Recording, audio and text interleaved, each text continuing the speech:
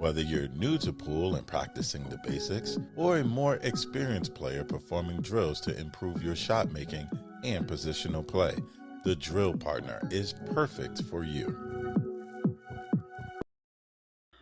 I love starting the show and then just seeing nothing but let's fucking go. So that's the spirit that we need today. Hopefully, you guys have enjoyed your pre-Mosconi Cup drama with the press conference that was. I got some pretty good guests coming on in that I'm going to bring in momentarily. Let me know in the chat if you guys can hear me and see me all right, because I'm in a different setup. I'm in Dallas. My boy's getting married, and but we got obligations and responsibilities here to do shows. So I'm pumped. I'm actually more excited today than I was the last like 6 whatever, and I'm going to be watching to come tomorrow. Into the lineups, we're going to dive into the press conference, dive on into strategies, all that good stuff. Milo says 3-1 USA. I think I agree with you, but we'll save it for the show. Let me know in the chat what you guys think is going to be the day one ending after the lineups are out. But in the meantime, I'm gonna start with one of my favorite guests, but he's when it comes to being decorated, he's on the bottom end of the totem pole today, and it's only because you're not a Hall of Famer, buddy. That's the only reason why I'm bringing you in first. Usually, you'd be a guy I'd bring in on the back end. You know what I mean? I'm working on it, man. Okay, I just got a lot going on. I'm working on it. Hall of Fame in the beard, though. Next up, you guys know this guy all too well, a Hall of Famer in his own right, Michael Panozzo of Billiards Digest. Real formal today, Mike, bringing you in like a guest. Well, I always try to wear a collar. There you go. We Northerners. Well, and this you're guy all doesn't dressed much. Up. You're not wearing a tank top. That's dressed for you. Well, fuck, it's cold here in Dallas, man. I was trying to pack, and I'm looking at the weather, and I wanted to pack nothing but, South Texas attire, and it was not to be. So, plus, I got to go get a tux. I'm getting dolled up this week. So, but I want to bring in. I got to see this photo. There will be photos on the internet, I'm sure, at some point. But let me bring in the other Hall of Famer, Mosconi Cup legend, multiple-time world champion. Darren, we might as well start with you since you're the last guy in. Give me your thoughts on how the press conference went today, my man. Yeah, I mean, I just said off air about for the first 20 minutes, I was a little bit bored, to be honest. And I thought, maybe the Reyes Cups just took that little bit of sting out of it. Everyone was like really nice and nervous and just playing everything down. But then it all kicked off, didn't it? In the last 10 minutes. I don't know if it was some questions from the media or not. I can't quite remember. But then obviously Jason and Skylar got into it, and then Tyler and Jason, and then Josh had his say, and then Shane. So it was Billy. So it was getting interesting, and it's added a little bit of needle. You could see there was like it wasn't forced out of them to say what they was saying. That's what I felt anyway. So it definitely adds a bit of needle going into the first day tomorrow. And yeah, I think Jason won the press conference. Always does. Mike, what do you say? Yeah, I thought it was the same thing. I thought it was pretty tame for the first 20 minutes. I thought everybody said what they were supposed to say. And it looked like they were trying not to get, too animated and trying to just say, okay, we're here for business. And then once the lineups were announced, that's what Jason had to say, which I would have had the over on this for 100% sure, was he was going to say he knew exactly what the U.S. was doing, because he always says he knows the line. And then he went and got into the whole, 4-0 and start the ball rolling that way. So that it got a little entertaining, got a little off the rails, a little off point, but at least it got the animosity juices flowing, which is good. What do you say, Ray? I was expecting, the inevitable Jason chiming in and starting to try and play mind games. I was actually surprised it took him that long to Darren's point. It was like, wow, he's being so polite and just, respectful, and like kind of keeping it toned down. And then I guess just, maybe his coffee kicked in or whatever. And so I think if I'm Team USA, I am disappointed with how they responded to that. I think Jason's a guy who runs on ammunition, and the more you play the game on his terms, you're handing bullets to a machine gun that's ready to fire at rapid pace. So you have to be professional there and not take the bite. He's laying out bait. He's wanting for you to bite, and once you bite, he's going to twist and play the game. And no matter what, even if you feel like you win that exchange, you're playing his game, and that's a psychological ploy. And now he's pulling you into his arena. You don't want to do that. You literally ignore him. Just leave him alone. I think the response from Billy there, Lucas is a great player. He's going to be a great talent, and any team that he gets on is going to be better for him being on there. I know he'll have more opportunities. I'm grateful to be here and excited to be part of my team and get the opportunity to compete. End of story. Done. Like, don't just be professionals, keep it above board, and undermine the leg sweep, because if not, then you get on the ground with somebody who's a mental jiu-jitsu master. He wants to pull and pluck and pick at scabs and sow dissension, and nothing that you can do is going to be net positive for you. So you just got to let it go and not fall for the bait, in my opinion.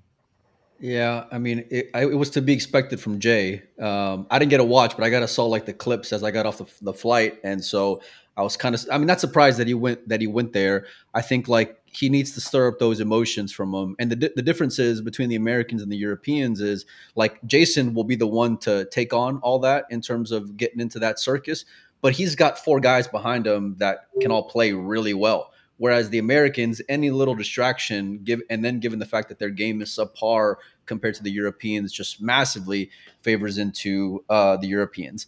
The Billy conversation I thought was really surprising. Him calling out Lucas for a big set was a bit cringe, especially given the fact that I know for sure Oscar wanted to play him a big set after last year, which did not end up happening. And then of course Sky went on the record and saying, "Oh well, there's no reason to play a big set because the Mosconi Cup's race to 5 and blah, blah, blah." So it just kind of contradicts that whole spirit. But yeah, I mean, look, Jason's one to stir the pot, and Emily loves to see those guys stir the pot, especially given how boring most of those guys are in general, So any little bit of cracks in the armor is going to be a +1 for the Europeans. And with Jason, like, even if he's thinking about it and it's in the chamber, it's like he's so natural at it. He's just a natural shit talker, natural shit stirrer, and it doesn't go and mentally pull him one way or the other. Where the other guys, it's like, all right, little E for effort kind of deal. Like you got a pat on the back, Tyler. Good job, buddy. That kind of deal. So, what were some of your other takeaways, Mike, from the press conference? I thought on the flip side of that, although the U.S. guys really just, and we talked about it yesterday. I wanted to go into the press conference, give one-word answers, and get the hell out of there. Yeah. Which they were doing well at for a while, because I didn't want them to fall into the game. But I think that when Jason opened himself up for the whole Josh conversation, it kind of, he still kind of won that end of the conversation, but Josh didn't. He was going around in circles a little bit. Josh was kind of, he looked like he wasn't buying whatever anybody was trying to sell. And as Jenny Ann even spoke about it here, people were talking about Josh like he wasn't even in the room. So, they got a little bit maybe of, stroking his back at the Airbnb today to get back into believing that they really do like him. So, we'll see what happens with that. But I thought that was kind of, that was something that was waiting to be said that probably wouldn't have been said had Jason not, gone till. Darren, what's your take on that relationship? You know both guys pretty well. Obviously, you know Jay really well and Josh. How do you think that relationship is now, especially given what happened last year and then, them spending the last 2 weeks together? Yeah, I think my experience between the two of them, they have a good relationship. I mean, Josh has stayed at Jason's house in the past. So, yeah, I mean, as far as I'm aware, that they have a good relationship. Obviously, it was a bit awkward last year with all the politics going on. And I understand a bit of the frustration from let's say Jason and the guys with Josh going to play the 8 ball and everything else. and obviously supporting the WPA events when obviously apparently they was all going to stick behind the WNT. But obviously everyone's situation is different. So, yeah, I mean, I think it got out of hand big time anyway last year. And it created a divide between the players for a while. I think that divide is starting to close. And it looks like the players are all getting on really well again. But you could feel a bit of animosity last year, a little bit of ill feeling between most of the players, not just Josh and Jason. But yeah, I mean, as far as I'm aware, like Jason and Josh get on really well, and I know Jason. Obviously, he thinks Josh is the best player in the world, so he'll be looking to Josh this week to be his main man, really. Yeah, I think even me and Mike, whenever we spoke with Jason, following like post Reyes Cup, that was the first thing that Jason was interested in. Am I going to get that kid on my team? He knows the value of him, and despite the awkward situation, and I get protecting, the guaranteed check and covering your own ass and all those things. It was good for Tyler for bringing it up, but it's like that's really the only string you can go and draw on. And the problem is that they're playing at home. And the problem is they've been playing together for the last 2 weeks. And then, by the way, they're miles ahead of you, like in every single category individually, and know how to gel together. So, yeah, I'm not too sure. Ray, what say you on that whole Josh conversation? I mean, whenever you get into these tactics of discuss, like trying to pull, like you have to have leverage. And right now, Team USA doesn't have any leverage. So it's a zero-sum game for them. At best, they break even, but really it's not worth the mental energy and the risk of firing them up and getting that. Like again, Jason is a switch looking for ignition. You don't want to give him anything to get him started. That's why, like in the Reyes Cup, he didn't play well, and it was why they were just all quiet and polite, and like they're just executing. They just go out there and just play pool, and they didn't get into any of the extracurriculars, and he didn't look super jazzed or fired up in the first iteration of that. And I think it's an example of, if you just handle business and take care of your stuff, let him try and find things that motivate himself, give him that, don't just give him free barrels to get going. And so the Josh thing, I mean, that's up to them to deal with, but I think, you can always try and play that game and say, oh, well, you're not even the best left-handed player on your team, or, whatever you want, like that kind of stuff, if you want to say it. Like you can say that stuff, but, again, you got to know who your customer is. Like, is he going to find something in that motivates him and gets him fired up? Like, I don't know. That's up to you to decide. Yeah. Pissing off Josh is usually doesn't end well for the opposition. Yeah. Just typically. So I would have tried to stay away from that if I was Tyler anyway. Yeah, Dennis Searing is like one of the best cue makers. He was a great player back when he was playing. He always says, if I've got a bear asleep, I'm going to just put a blanket over him, give him some cookies, maybe some milk, keep him real comfy. You know what I mean? You don't want to wake up and get him. It's a bit like Strickland back in the day, isn't it? You just don't try and upset him. Yeah, because Earl was another one of those guys who very rare type of person, but thrived off the volatility. He was looking for it. He would do it himself. He'd just find something to make him go off, and he'd run on fuel with that. So, yeah. Darren, what's going on tonight, and how have the last few days gone when you're getting a rookie ready, and how are you mentally trying to like not overcoach them, but at the same time like trying to set proper expectations on not just what to do, but what they can expect out there? Yeah, I think Jason brought it up in the press conference. I mean, if it was rookies of, let's say, 10, 15 years ago, like Jason said today, where we only had like 3 or 4 tournaments a year where you was on the big stage, then yeah, I think the rookie was a big thing back in the day. But I think these days there's that many tournaments now, and they're playing in front of massive crowds all the time, especially in Asia and places like that, US Open. So they're sort of used to it, really. It gives them a little taste for it. So I don't really look at them as rookies anymore. I just think the first team match, they're going to be very, very nervous, obviously. And then, obviously, once they play their first doubles match, which they will play, then I think that they settle down nicely. And it'd just be business as normal.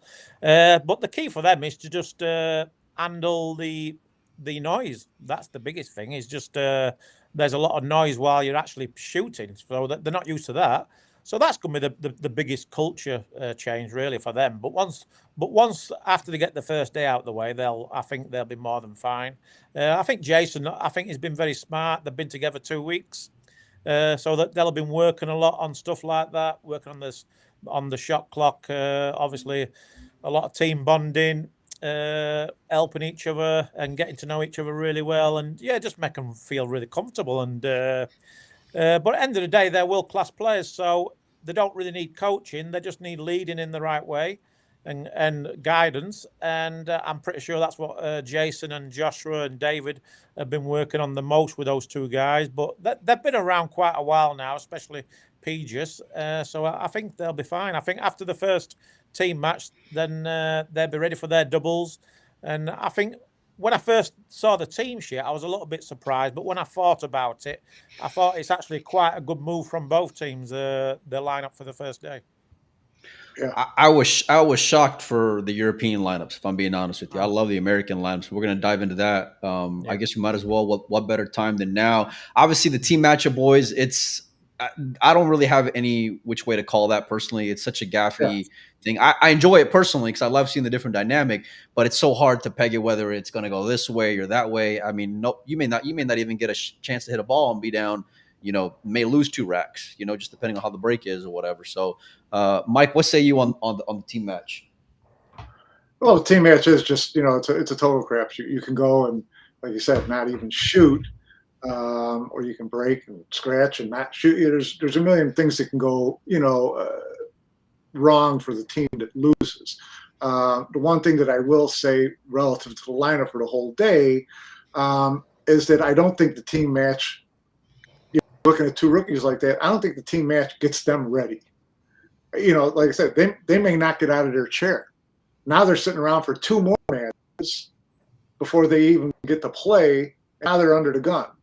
And day one is important, and they get through the butterfly. But let's say you're Pius or you're Moritz, and you go through a team match and you shoot once in 2 games and lose both games. And then you go into the doubles match and you don't play all that well. Now you got to sleep on it until tomorrow. I think that you might feel like you got used to the crowd a little bit, but are you that confident in your game going into game 2? You got like 3 chances to shoot and didn't do it. Those are the things that I think kind of can play into a player's head early in the event. If they don't get a lot of opportunities, because you get a lot of opportunities in this format, period. And so when you're pushing to show your value and to show your worth, and you don't come through early, does it put a seed of doubt in your Darren? I mean, does it play on a player like that? It can do, yeah. But even if they don't really get to shoot in the team match, at least they're out in the arena and they get a feel for the atmosphere. You're close to the table, so it's like being at the side of a football pitch. So at least you get a feel for it. I know obviously you want to be on the table and get your hand on the table, but at least they're out there and they get a feel for it. So yeah, I mean, but it's the same for all the players, really. I mean, that first team match, it's hard to explain. I mean, the pressure and the nerves is incredible. You never feel anything like it. It's like you're playing with someone else's arm. But when you get into the doubles, you've got that partner to help you, and you're helping each other, so you feel more comfortable. So I do like what he's done. I wasn't sure at first, but I like what both teams have done. I think America had to go really, really strong, and I think they've done that. And Jason's found the balance, I think. But the big thing for me is that Peages and Moritz are really good friends, so they spend a lot of time together. So and they're putting them on last. So it's not the end of the world. It's not like they're throwing them out there for the first doubles. So it took a little bit of a gamble, but I think it's a good gamble from Jason. Yeah, I like both lineups. I think the first day is going to be very even. I think. I think it's a big gamble by Jason personally, especially if it can go and slide, and given how top heavy the Americans are personally. I want to jump on into the first doubles right off the bat, though. Ray, David and Filler against Shane and SVB. Give me your thoughts on these 4 matching up against one another.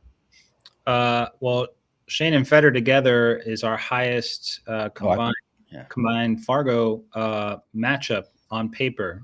So it's interesting that today's a doubles day, so I think it's a little bit imbalanced when you think about it. It's after the team match, you have 2 doubles matches and 1 single. So I would call it a doubles day focus.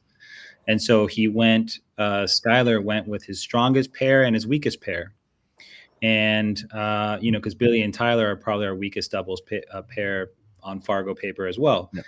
And if I had ball in hand on putting my weakest pair against another match, I'd want them against Pijus and Moritz.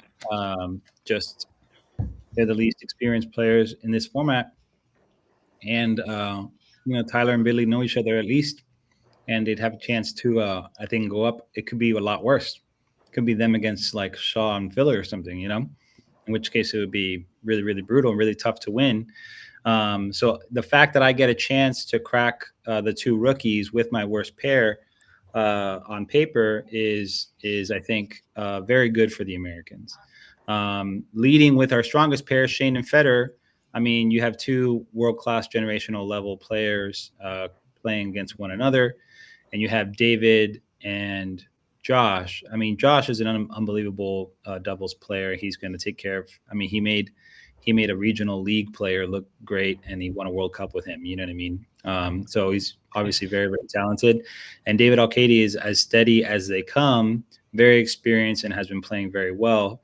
So it's not necessarily a write-off match of any kind, but it's tough for me whenever I think about like the nationality thing. And so this is where I think Europe has a more difficult challenge in bridging the gap because you have somebody who is Spanish versus somebody who's German, right? And so there's cultural nuances that are way different.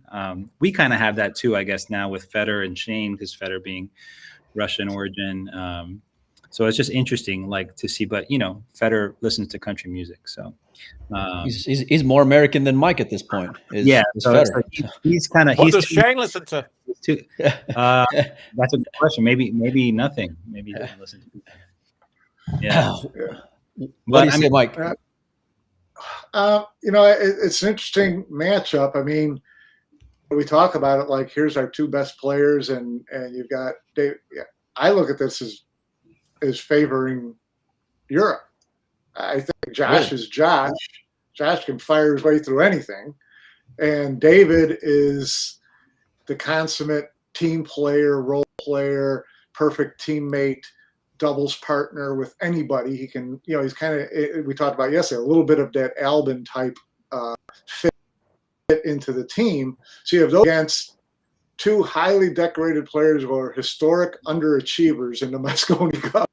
So there's a little doubt in both Federer and Shane's heads going into this match, I would think, because neither one of them has performed well on this stage. And now they know they're coming out there expected to win for sure because they're our highest rated doubles team.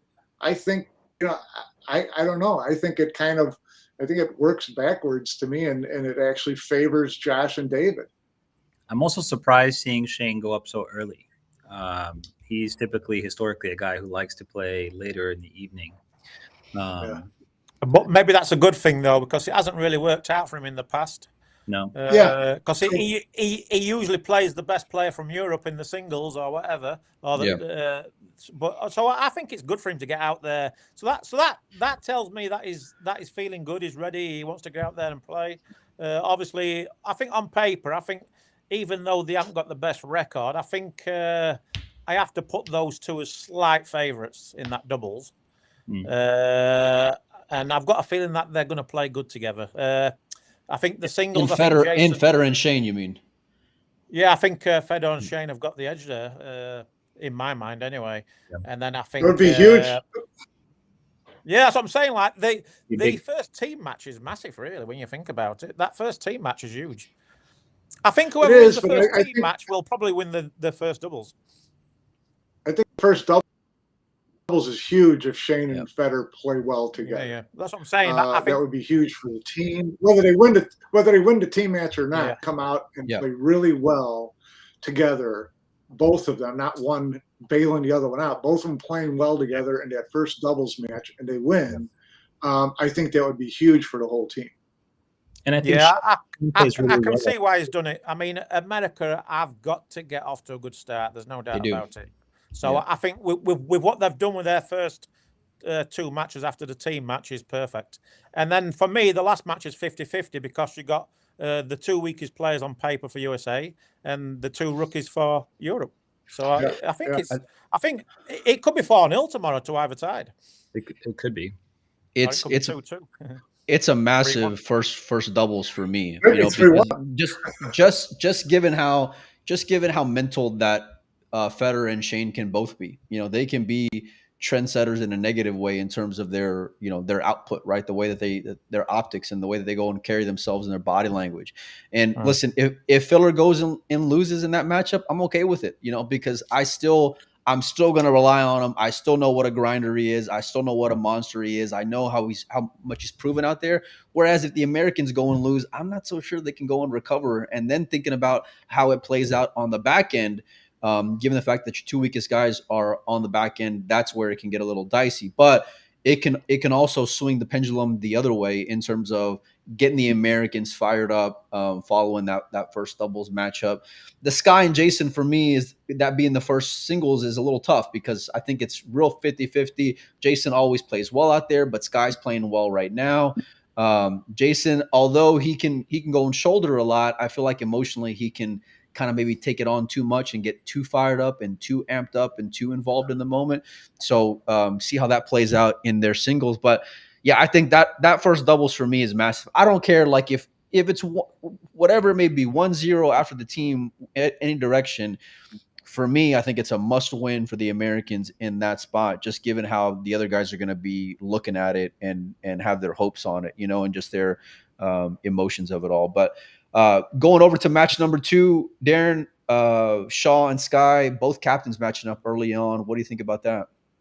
Well, just looking at the results from last year, Jason beat him 5-0. So yeah, really?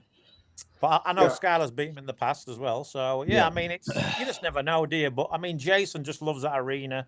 I think the home advantage is huge for Team Europe, and that's why it swings it in my favour for Team Europe. I mean, that home crowd's just mental, and it does make a big difference. So I do like Jason in the match, but you never know. I mean, Skylar can definitely win. There's no doubt about it. But yeah, I mean, that's the way I'm looking at it. I'm thinking if that first team match is huge, I think if Europe win it, then I'd worry a little bit for USA. But I do like Jason in the first singles. Yeah, probably like 5-3 or something.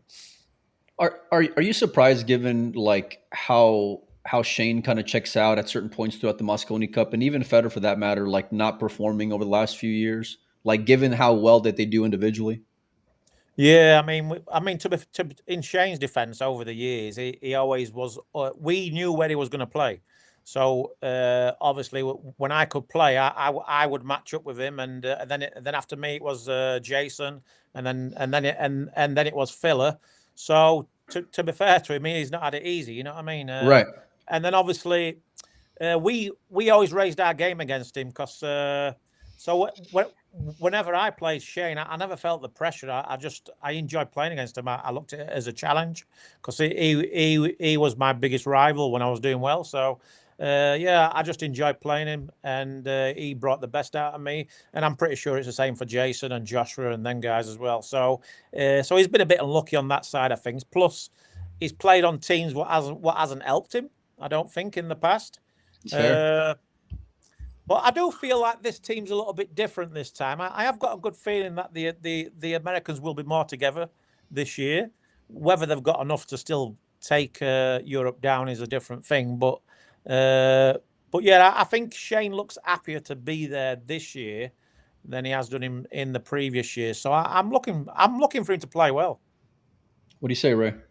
Yeah, I think Shane plays probably his best when he setting when he feels like there's a legitimate chance to win, and when he's surrounded by quality players. And so having Federer on his side to start makes sense because they can not have to fade potentially the baggage of being down a certain amount and then the temptation to check out is there. And if he can help set the tone and be a front runner, then maybe you start getting the higher versions of Shane. Like, we had a version of him a couple years ago where he played Josh in the last time they played the Mosconi Cup, and he just squashed him. I think he 5-0'd him. And that's obviously not a common thing between Shane and Josh, but he's capable. Obviously, he's a generational player. So I think it's an important match. I think with Sky, he starts well, has a potential to be a quick starter. And I think his style of play is really good for Mosconi, which is why he's played so well in this format. So I'm looking for him to hopefully lead out in the team match and kind of set the tone early on as the tip of the spear. And then in that match with Jason, he's got, an opportunity to really, hurt Team Europe and put the rookies in a position with a lot of pressure on their shoulders. I think it's to Mike's point earlier, it's a gamble. It's a little bit of a volatile situation to where, they might be in a position where they have to score a point to save the session. The opportunity is there. So every match, I think Team USA early, those first 2 or 3 matches, they should look at as an opportunity to put a ton of heat on those guys. And then if they can do that and win the session up 3-1 or maybe more, they can do that. Put those rookies in a negative position early. Now we get to see, Team Europe kind of be in a position where they haven't been, which is, having the pressure on them. Because that UK crowd, as loud as they are, they're also a bit volatile. They will turn on Team Europe as well. I think the US fans are more loyal and they'll stick to their guns. They're not going to try and eat up their own guys. But I've seen some of the European fans, they'll turn on their guys, soon if they're not performing up to snuff. So you got to try and take away the crowd as much as you can. Yeah, I think the Americans are more mentally weaker and can tilt one way or the other. Mike, what say you on that matchup, Mike? Yeah. Sky and Jason. It started for the first day. The 2 captains who went after each other this afternoon, and so there's going to be it's going to be an intense match. I think each one of them thinks it's really critical for their team, for them to back up their team with what they said. They can't just talk the talk. They got to go walk the walk. And so I think they're both going to feel a lot of heat, put a lot of heat on themselves to win that match. I think they both think that it's an important match. Whether or not even relevant to them, as they're the captains and they stuck their chins out there and they went after each other. And so who's going to win that first round is, the winner is going to think that it's really, important. So. See, everything you just said makes me favor Jason just that much more, because when there's expectations for Jason typically steps up. And when there's expectations for Sky can typically, I don't want to say disappear, but I always see him overperform. We've seen Jason overamp too.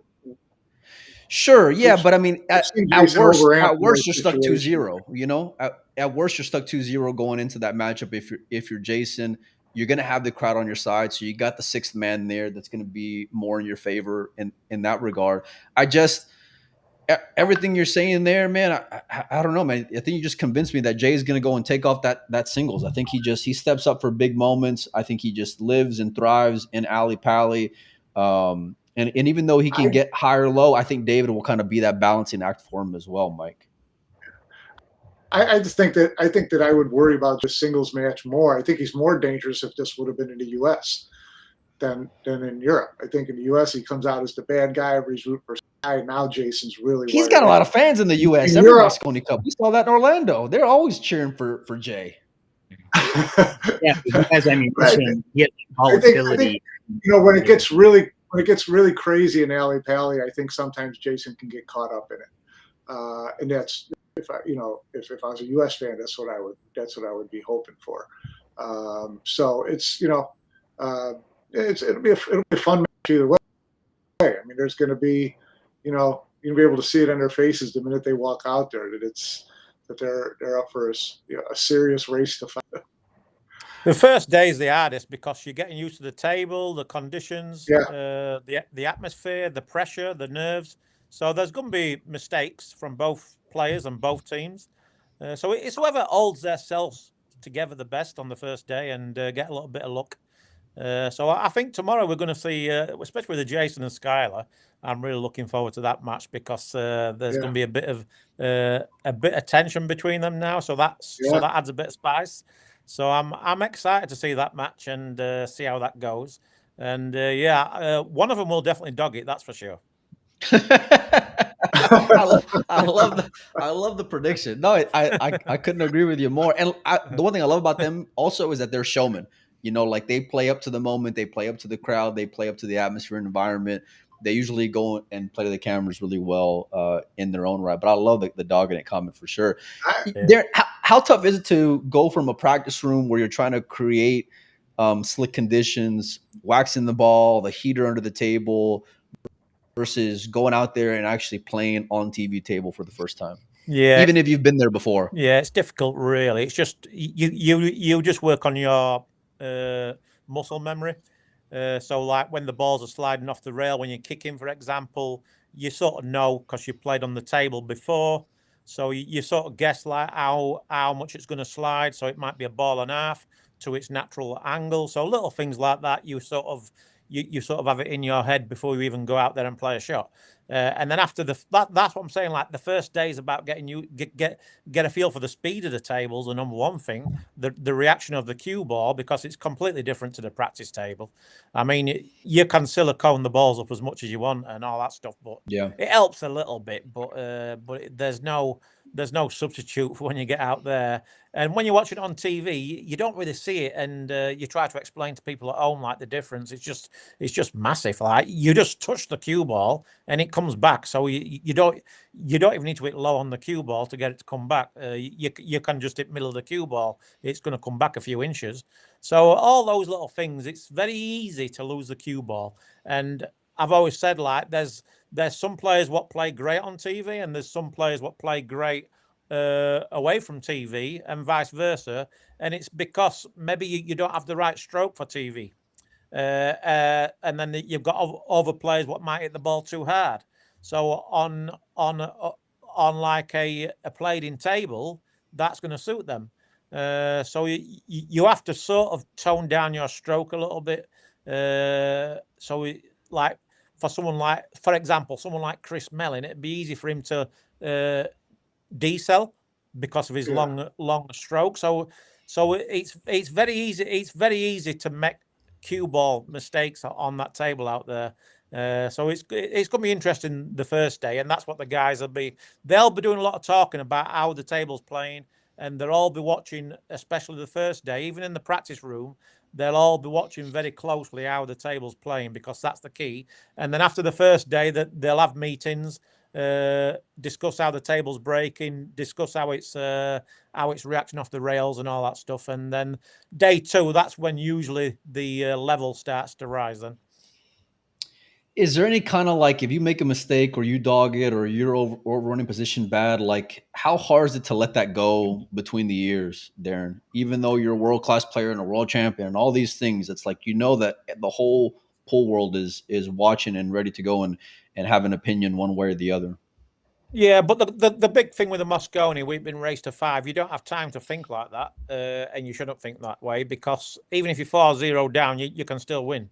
Where if you're playing singles in individual events, then it's I mean, little things can affect you, but we always had a rule, like whenever you come back to the team room when you lose, you don't bring that negativity into the team room.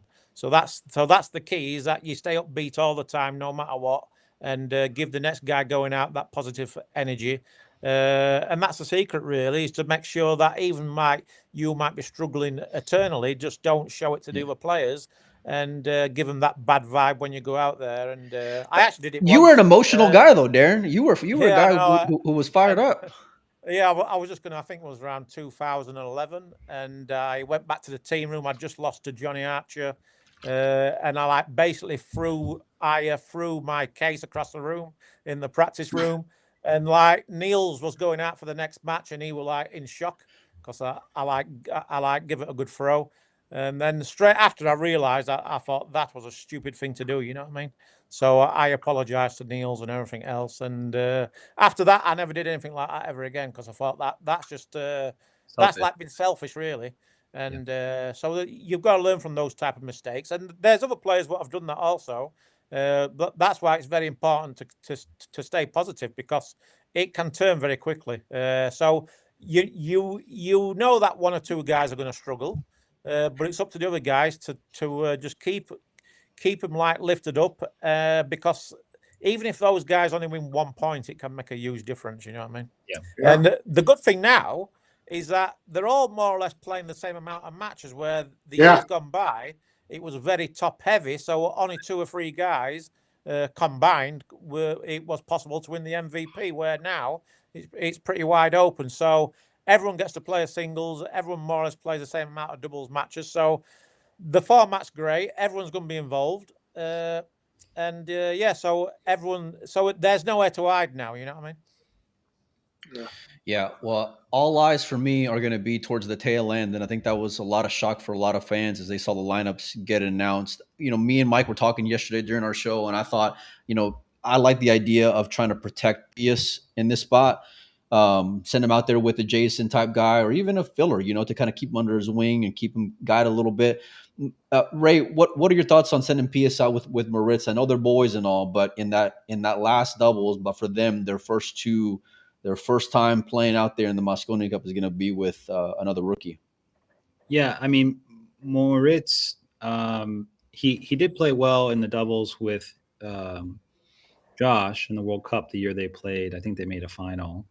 And so, but he had a lot of rapport with Josh, and Josh, he's like, the German national hero basically at this point for this young generation. And so I'm sure Moritz was willing to just do whatever Josh wanted, and they worked very well together. But at the Reyes, I didn't see Moritz play well. I saw him struggle. I saw him step on other players' toes. It was a little bit disjointed. And so to your point, I would want to just take care of these assets that I have. If they're confident in striking the ball well and really moving forward, then they're very dangerous players. Moritz has had a good season.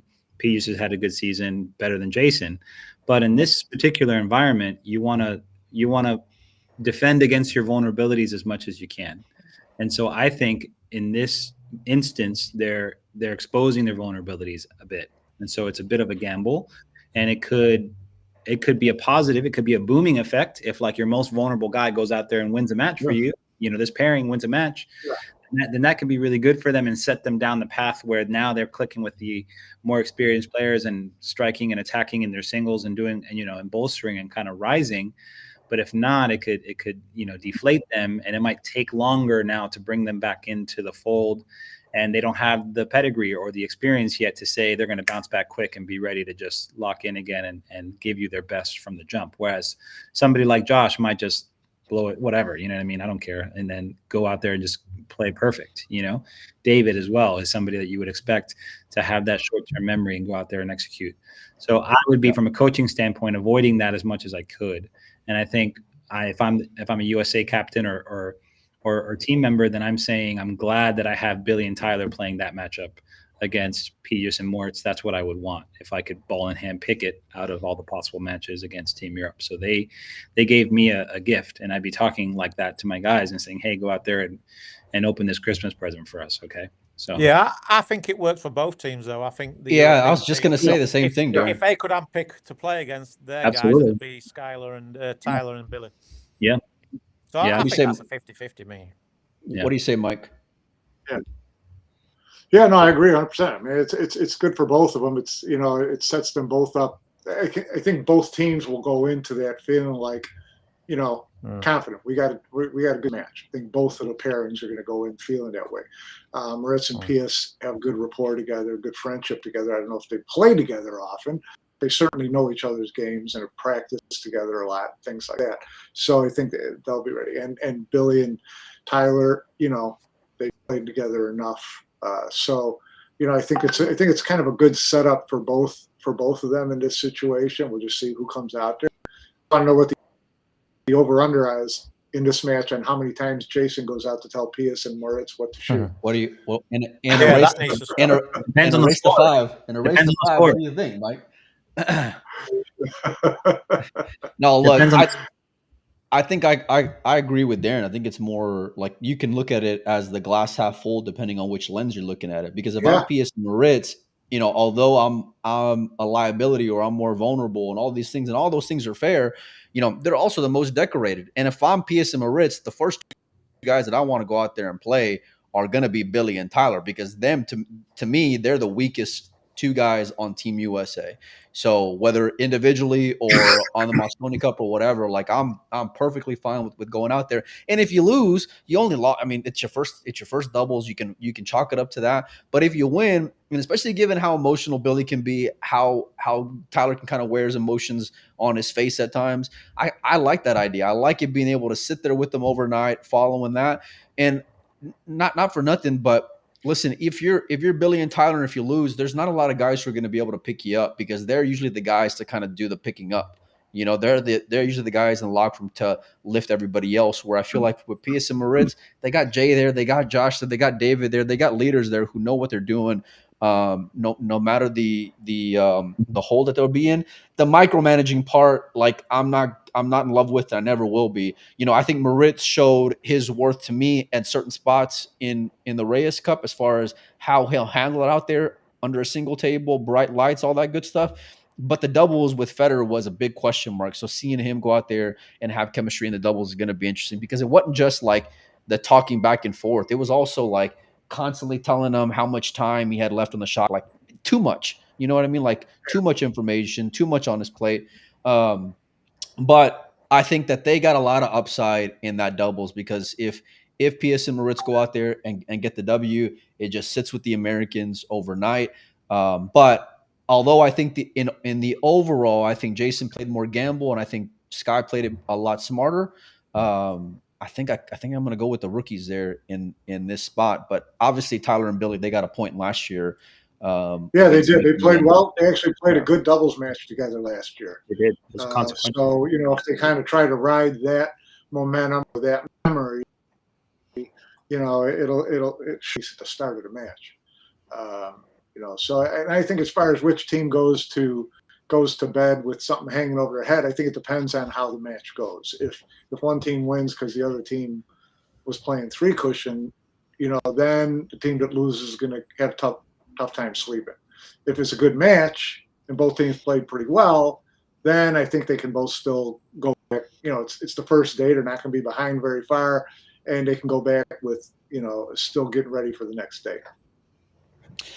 Darren, how much are guys like it and leaders on the team going and paying attention to the crowd when you have a rookie up? Like if you have a guy who maybe you have some question marks about, like how focused are you on what that crowd's doing if you're sitting in the chair, like as far as them getting too high or too low, maybe putting too much pressure on your rookies? What you mean, the players or the crowd? Yeah, like Jason, like for example, like because Jason kind of be like an orchestra leader out there. You know what I mean? Well, I'm hoping that they've addressed this situation from the Reyes Cup, because that was a joke. And yeah, I think too much talking is no good between the players. There's no need. They're world-class players. When the balls are open, just let them play. Even most of the safety shots, 9 times out of 10, they're going to play the right shot. So if they need help, they're going to ask for help. And then obviously the crowd, all that stuff. If obviously one's orchestrating all that stuff, then it's up to them to speak about it before they go out there and say, look, I don't want I don't want all the attention, all that stuff. And there's some players what don't like the players coming out and giving them like high fives after every match. Right. Also, Kachi comes to mind. I'm not a huge fan of that unless it's the right situation or the players like it, then it's different. I mean, it never really bothered me, but I know there are some players like Ralph, for example. I don't think he really wants that. You know what I mean? Even Anil's fine. They want to stay in their zone. You know what I mean? Yeah, Nick Vandenberg was another. Yeah. So and then probably Johnny Arch was like that. Really. I mean, Il Strickland, for example. So I think some players like it, like Jason, Filler. You know what I mean? Skyler, probably Billy. They like that hype. They like that talking, everything else, talking to the crowd, all that stuff, getting involved with everything. But I think Moritz and Pejus are very unassuming characters. I think they like to stay in their bubble. So it'd be interesting to see what happens really, and whether they've addressed it all over these past couple of weeks. Because yeah, the Reyes Cup was a mess, to be honest. Shit show. Absolutely. It was last year too. It was the same way the first year at the Reyes Cup. Yeah, no, yeah. It was just, way to 3 people in the arena pointing at different parts of the table to the guy who's trying to play, and they got 30, a minute between racks. Yeah, then like it looks like it's you're sort of like belittling the players a little bit, Yeah. or like disrespecting them a little bit. Because at the end of the day, there isn't much between any of them. You know what I mean? When it comes to the knowledge of the game, I mean, it's just fine margins. You know what I mean? I mean, obviously the experience counts. So it's like me back in the old days. If I needed a bit of help, I'd probably ask Ralph Suke, right?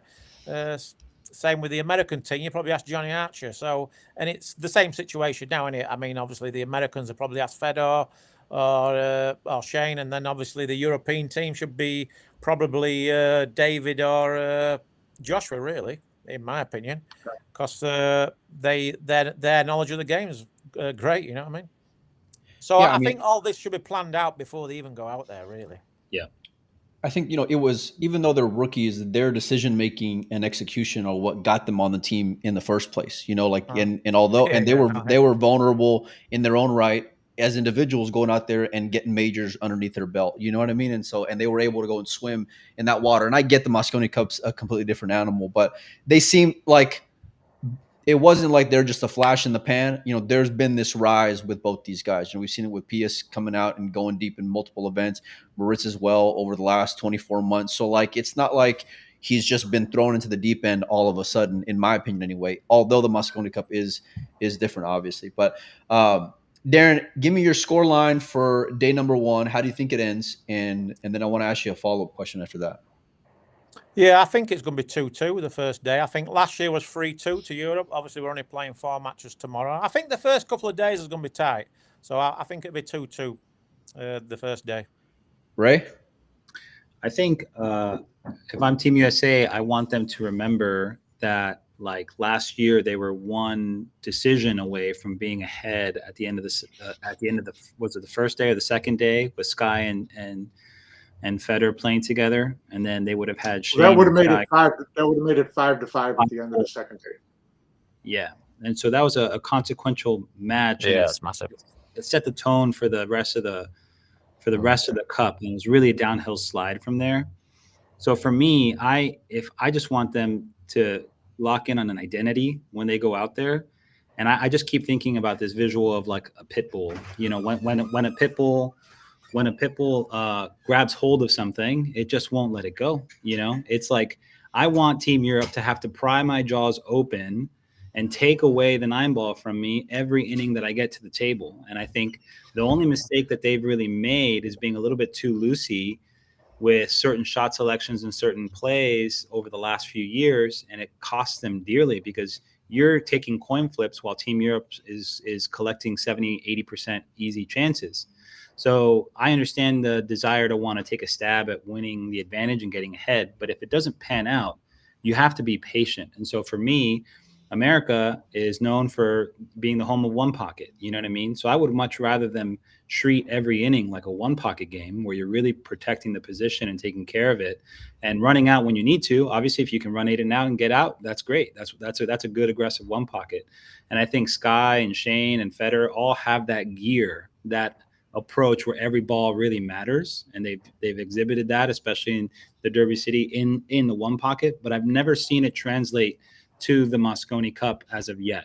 So I think they just want to take these jacked up hero flyer shots and swell to the emotion. But that's a temptation. That's a bait. It's there because the platform is so tempting to do that. You want to be the hero, but you got to be steady. And this is you're going to play 500 iterations of certain positions over the next 3 or 4 days, and you want to put your money in with the right smart percentage plays. And so if they just do that and take away some of these kind of loose and overly attacking positions that don't pay off well if you were to do them 1,000 times, I think they'll be in better stead. So especially in a race to 5. Race to 5, you can't treat this like you have room to break and run 6, and a lot of them are so comfortable doing that. in the long races that they forget this is a race to 3. This is a race to 5. This is the neck, and especially on their break, they have to defend their inning on their break. And so you got to stylistically treat it like if it's a 1-pocket match more than a 9-ball, even though you're playing rotation. Just have that mindset. If they just clamp down on every inning and really protect, I think they'll be, I mean, they're obviously world-class players and they can run out like anybody else can. And if they can get positions after the break, then that'll help them settle down. Last year, they weren't very treated kindly after the break, but I think they gave that too much importance and started kind of stewing themselves and getting negative because they weren't. But that was their scapegoat last year. That was the one thing that you heard as soon as it was over. But even with all those negative break opportunities, they had a chance. They made mistakes. Yeah, so they just made loose mistakes, and I think that's really where this all comes down to, is those little areas. Yeah, I always say when you're playing a race to 5, play it in 2 sections. I always said to the guys, try and get to 3 first, because if you get to 3, you're the favorite. Yeah. So just play just little small targets. It helps. You know what I mean? Yeah. I mean, Albin comes to mind because I thought he was always great at that. Whether he was up 3-1 or he was down 3-1, like he always gave it the respect that it deserved, you know. And I loved his decision making and his execution. Like he didn't get too high on the moment or down on the moment, you know, and always played the right shot, so to speak. And so super critical. I also feel like the Americans can be more emotional in those decisions and want to be the hero. And I get that because of the stage, like to Raymond's point, you know, and so it's hard to like not bite. You know what I mean? Like, because the atmosphere in the arena and the moment, and you've seen it your whole life, right? Even when you're a kid playing basketball, you're counting down from 3, 2, 1, right? Wanting to shoot the game winner. And so it's that mentality to get out of where you got to play it properly throughout, you know, and you don't want to give them an inch. Mike, what say you after day number 1? I'm going to go 2-2 and have no idea which 2 matches are which. It just seems like, you know, the couple of the matches will even themselves. And 2-2 would be, you know, a great way to go into day 2. I mean, if you're US, you'd love to be up 3-1, 4-0. You'd love to get out. But if US can get out of day 1, 2-2, I think you'd have to be happy with that. And then you load, you know, day 2, you go in there and you try to establish, you know, you try to win the day. Now you're on an odd number of matches on the second day. You can win the day and get ahead. Look, call me crazy, and you know I'm not a homer, but looking at that lineup, I think it massively values the Americans in the first day. I think it also sets themselves up in the long term as well. I'm going 3-1 for Team USA after day 1. I don't want to middle like you guys. I don't want to go and you know put it one way or the other. So I'm going 3-1 in favor of the Americans. I think the only loss they get under their belt is probably the Sky match against Jason, because Jason's just a different animal. But it's going to be great to see. And for the record, the last time I picked the Americans winning on day number 1, I think they ended up losing like 4-0 or something. So it was not pretty at all. But this is what the Mosconi Cup is, and this is what it lends itself to. What do you got, Darren? Yeah, I think it'd be one on day 3. I think day 3 is going to be the big day. Looking at the schedule, I think day 2 we've got 2 singles, so I'm guessing that's when Filler and probably David will play, and Fedor and Shane. So day 2 is going to be massive, just to try and get in decent position for day 3, and then I think day 3 is where one team will separate themselves. I think. So you're saying that if I think this is going to be one from the rookies and the Billy and Tyler. Those 4 guys are going to play a huge part in this Mosconi Cup. Yeah, they probably will. It's interesting though that you say that day 3 is the critical day, but day 3 is when you would have Tyler and Billy playing singles. Yeah, and they're going to play against Moritz and Pijas, I guess. That's what I'm thinking. And so yeah, it's going to be massive. Day 3 is going to be huge. So yeah, it's going to be interesting. I mean, I do like Europe, but with this format, it definitely keeps it interesting, because those team matches, they're 50-50. So if USA just come out of those team matches 2-1 over the 3 days, I mean, that's huge. And then obviously the top guys do their job and Billy and Tyler chip in, then it's definitely game on. What do you say, Ray? You look like you're stewing over there. I just this happens last year. I think Guy put himself up in first singles. I think he lost, and then it left us, I think, with Billy playing a very, very, very big singles point way at the end because they just kept pushing it down the road, and then it matters more, you know. So it really puts the pressure on the top guys to win those consequential matches early, to absorb and kind of build insurance against that's why I like the idea of defending. If I'm Jason, I probably would have put P up in my first singles, and I would have likely put Billy up there for Team USA. But, you know, that just because, you know, it's a singles and doubles tournament. So yeah, I like that idea. You're balancing out, you know, for your team who and where you want. But what I like about Billy is that he's got this big shot potential. He's got like a lot of like he's got a high point that he can get to, especially if the team's going well. And if and he's been playing well and winning some good matches, and if he feels like he's got a chance to really gut somebody and take a big heavy point, I mean, he might have the bottle to do it, as the English like to say. So I think it'll be interesting. I think balance is important. You know, we don't want to front load, you know, and I like having the option to put, you know, one of our two guys, not necessarily having to put Shane and Federer up if you can. Maybe keep Federer for that day 3. Maybe put Shane and Tyler up tomorrow if they're in your singles. Again, it just depends on the tone and how things go day 1. A lot of these decisions get made in the practice room while the guys you're reacting to a living organism. The team is kind of, you know, in flux, and you got to take inventory of how they're feeling, who's playing how, kind of adapt. So, you know, we'll see how. Yeah, but for me, the problem is that America's got to get off to a good start. Sure. They do, That's why you have to top load. There's no doubt about it. If I was the captain of America, I'd be top loading as well. Yeah. I want to go for the knockout punch as quickly as possible, or at least be able to pepper them a little bit to keep some heat on them, because that's your only hope. It's massive. It's massive. It's so important for America to get off the start. Don't you play into Europe's hands then by basically telling them what you're going to do ahead of time? Doesn't matter, does it? You just concentrate on your own game. I mean, Federer and Shane play their game. They can beat anybody in the world. Yeah, and obviously Skyler's capable on his day. So that's the mindset they've got to have. They've got to think, look, we're going to play Filler. We're going to play Jason. Let's bring it on. You know what I mean? Yeah, absolutely. You're not going to win this cup by trying to play it against Pijus or Moritz. You've got to go out there and win it. You know what I mean? And you don't want to go down not having played your best cards. It's like taking penalties at soccer, and you leave your best penalty taker till last. I mean, that's just, and I've seen it. I'm thinking that to me is just suicide. Yeah, it's crazy. Yeah. What do you say, Mike? No, I mean, just great stuff from Daz and Ray. They, you know, have great perspective on how this goes together. It's going to be a lot of fun to watch, and you know, we hope that we're as on the fence on how we're thinking about it on day 2 and day 3 as we are now. I can't believe you haven't travelled over. Because we've had these years where I cannot believe you haven't travelled over.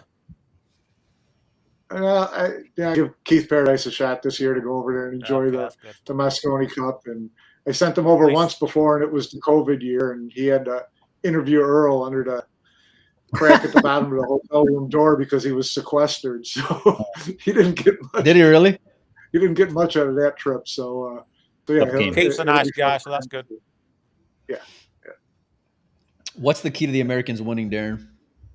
Like I said, I think they've got to go top heavy. I know Raymond's not so sure, but I think they've got to go top heavy. They've got to have the right mindset. Got to embrace the crowd, and yeah, they've really got to go for it.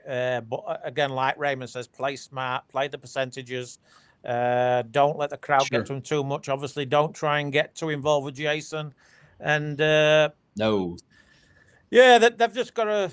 I mean, Shane and Fedor, they've got to come with the energy. They've got to come with like the right attitude, and they've got to lead the way for the rest of the team. If they do that, they've definitely got a chance. There's no doubt about it. Because I mean, I've been against USA teams in the past, and when those guys have showed up, then obviously they've took us really close or they've beat us. So.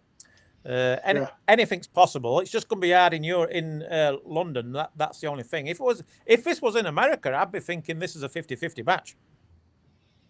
So yeah, they can definitely win. It just depends how they how they get the matchups right and make sure they can handle the crowd really and the pressure of it all. Mike, do you think that and I sent you earlier some of the ticket availability, and there's still a lot of tickets left for the first couple of days. Do you think that favors more the Americans than the Europeans? Well, if the place is only 2/3 full, it definitely helped settle in a little more. But by the same token, Pius and Moritz won't feel the heat that they would feel with Sure. every seat taken screaming at the same time. So, I think that could go ways. I think it would take a little air out of Jason if it's not as crazy as he's hoping for, because he wants as amped up as possible. We'll see what it looks like tomorrow. But I think it would certainly make the U.S. a little more comfortable if it's not 2,200 screaming fans. Why is it not sold out? Not the first day, for sure. Why? It looked like it's maybe 60%. Really? Yeah. That would look like you to Mike? Yeah, that's what it looked like to me when I went to the website. Wow, it looked like the first 2 days still had a lot of availability left. Yeah. So the Friday I think was had a pretty good amount sold. Yeah. There were still Well, the first 2 days are such a gamble because they're usually cutting matches out of the first days. Sure. So you see, they've already got the first day down to 4 matches. I should get a rebate on that. The third day is 6 matches. So I thought like maybe a couple of 100 people or something.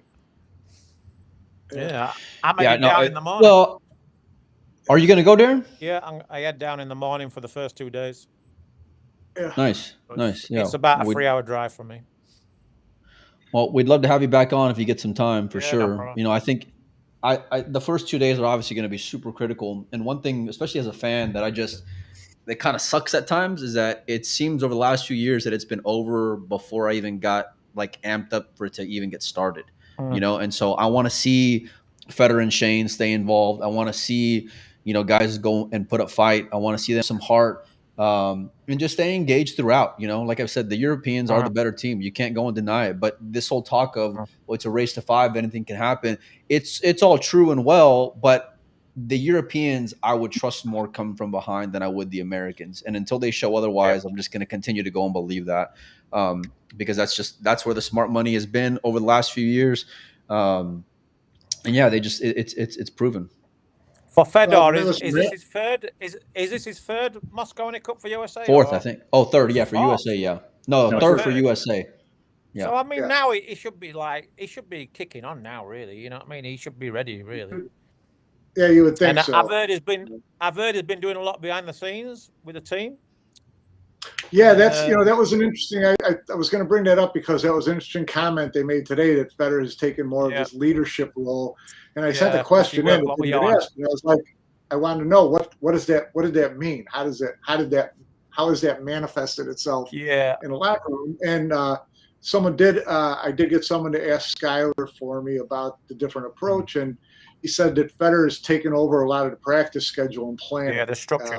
Sky's saying that I'm not much of a practice player, so Federer's brought a lot more discipline to the practices that they've been going through and prepared. So in that sense, it seems like Federer has taken on some leadership role, and if it's more purposeful practice, then he's like a playing captain. Yeah, so that would bode well for the U.S. because my big question was, is this team more prepared this year than last year, and if so, why? And the answer seems to be, well, it appears to be more prepared, and Federer's had a hand in making that happen. Yeah, which is crazy, really. I mean, why they didn't do that in the past? It's just not the American way, I feel like, and especially when you have a guy like Scott who's notoriously not been a practice guy. It's you need to everybody talks about it. Well, Jeremy did that or tried to do that with him, but it's really it's not just let's do these VX all day long, things like that. It's having purpose to it, and that's something that I thought Johan was really good at, and things like that. But if you're the underdog like the U.S. is, having that real good practice regimen preparation is a key thing because you need every edge you can. But is it the be all and end all of the world? No, not if you got the talent, because I don't think Team Asia spent 7 minutes together in the last 2 years, and it didn't slow them up at all. Yeah, I mean it's just little percentages, isn't it? But I've heard that Joshua Filler's absolutely flying in practice, so I'm excited to see him. But that's the reports I've been told the last couple of weeks, that he's flying. No, I've expected Josh to be like, chomping at the bit. I mean, he can't wait to get out of the gate tomorrow. I guarantee it. So, but at the same time, you've got to be careful, not be too hyped up, not be too. Yeah. But I love seeing Josh when he's got a point to prove. Yeah. Josh is. He doesn't get like off the handle hyped up. I don't think. I don't think I've ever seen him so. Because I've seen Jason there so hyped up that it's detrimental. I've met where I thought it hurt him. Yeah, he composes himself very well. Ray, hearing about the preparation and Federer kind of taking the reign, which I think they respect him, and that's the reason why they not let him, because he's taking that on. What does that do for your overall outlook and optimism for the Americans? Obviously, Federer knows how to train. So, maybe as structured as anybody can be to get to the top, he's proven he can do that. So that's a benefit. I think more than that, I'm of the opinion that these results shake out of a good system. I think systems build outcomes and put you in best position to deliver when it matters most. I think Team Europe has the advantage when it comes to that this year because they've had 2 weeks and they haven't had to travel across the continent to get there. So it's good that Federer's been engaged in how to train with the guys, and they were spending time together here in Florida for the international not long ago. Sky made a really great run. He got to the semifinals and played just an unbelievable match against Yap. I mean, best player in the world at the moment in tournament play. He was right there with him double hill, so that's encouraging. But as far as the team dynamic goes, they were staying together, so that's good. They at least got a challenge match in, which I think is more valuable than anything, is combining these things together, spending time together, competing together, getting reps in. That all matters. So they got a challenge match in with some of the British guys, thanks to Dan Su at GB9, who's doing a great spots job. And stripes. Yeah. So they've done a great job even putting that together. I think it's a benefit to Team USA. I'm glad that they've done that, which is something they haven't done the last few years. So the fact that hasn't been done, it's all positive. It's all trending in the right direction. Now, as far as like preparing properly for something this big, I think you need, ideally you're working together for a month, getting together and getting really focused, really sharp. I know last time they were with Johan took them to Russia. They played Kremlin Cup. They played against the Russian team. They went to a Euro tour. They competed there. Then they went to the UK. I think Daz, they played. Yeah, played us, yeah. And then they played the Mosconi and they ran them over, they won, but that's the kind of effort you need consistently in a team setting to get the best out of yourself. And you need the best out of yourself to beat one of the best teams on the planet. So we'll see. With that in mind, Ray, give me the score line for the Mosconi Cup when it's all said and done. I'm an American. Wow, I'm an American fan, so I'm going to pick my guys. I'd love to see them win 11-8. But you say that every year. I know. Yeah, we do. We do. That's exactly what we do. Change the score. Every year. Yeah. Last year I said 11. I'll go 11-9. 11-9. There you go. For who? You're going USA? Yeah, sure. Why not? Daz? Well, I was thinking 11-6, but I've changed my mind. I'm going to say 11-7. We went on the record, me and Mike. We said 11-6 to start. The Federer thing, I'm going to give a little bit of an edge to, not by much. I'm giving them 11-7 now for the Europeans. I think they're too tough, too talented, too prepared, and they're too experienced out there. And I think it's going to go and show. I want to know what Josh's potatoes taste like. That's really what I'm interested in seeing, because I want to see what his kitchen Fargo is and how it stacks up to his playing Fargo. Save it for Derby, my man. He said Yeah. he said he made basketball and it's probably 600. I think he's okay with spag ball. It sounds of it. Hey, listen, I'd love to have you guys back on. I want to try to do some pregame and postgame stuff. So let me know if you guys are available. I want to thank everyone for hanging out with us. We had a pretty good amount of people tuning in. So much appreciated there. Big shout out to all of our sponsors. Boys, I'm going to let you go because I'm in Dallas and I'm going to go and enjoy and go get a workout in. So thanks a lot for hanging out. We'll see you guys tomorrow and go enjoy the Mosconi Cup. Later, y'all. Cheers, guys.